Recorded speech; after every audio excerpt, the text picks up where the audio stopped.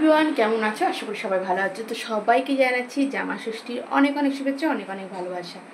তো আজকে আমি জামা ষষ্ঠীতে যাইনি, আজকে আমি আমার বাবা মাকে ডেকেছি আমার বাড়িতে। তো কি কি রান্না করব, কি কি আয়োজন হচ্ছে, চলো তোমাদের দেখিয়ে দিই।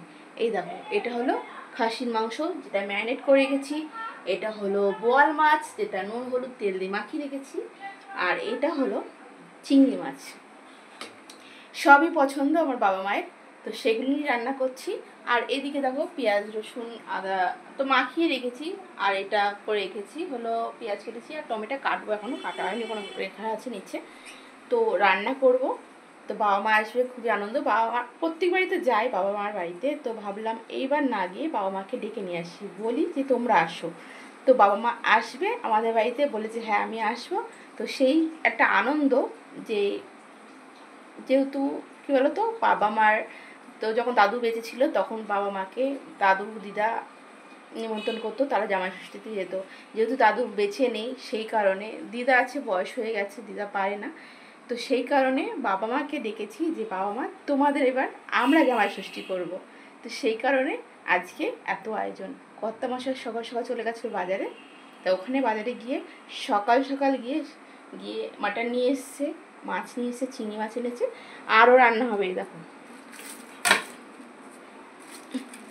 মুগ ডাল নিয়ে এসছে, মুগ ডাল হবে মাছের মাথা দিয়ে। আর কি কি করে যেদিকে আমের চাটনি, আরও মিষ্টি আছে, নানা রকম জিনিস আছে, এগুলো তো থাকবেই। আর সেই কারণে একটু দেরি হয়ে যাবে আমার হয়তো ভিডিও দিতে, এখনও সব ম্যারিনেশন করে রেখেছি। তো রান্নাবান্না আয়োজন মোটামুটি প্রায় রেডি, এবার শুধু করতে বাকি।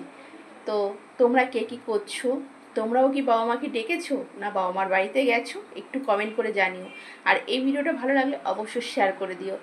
জানি আমি খুবই আনন্দিত, যেহেতু প্রত্যেকবারই যাই বাবা মার কাছে।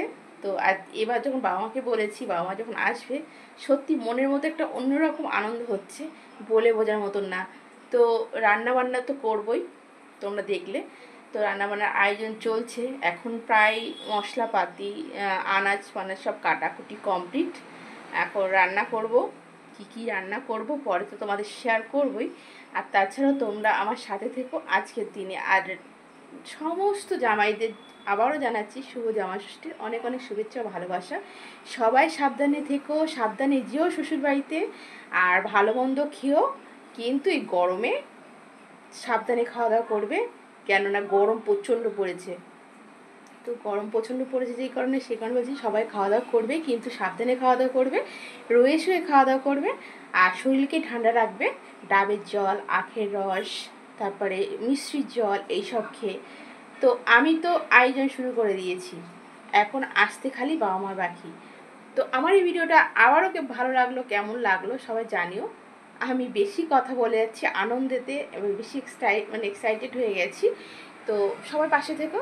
আমি রান্নাবান্না করি, পরে যখন আমি আবার রান্নাবান্না করে সমস্ত কিছু রেডি করব, তখনও তোমাদের একটা ভিডিও দেবো, তোমরা কিন্তু পাশে থেকো। ভালো লাগলে অবশ্যই শেয়ার করে দিও।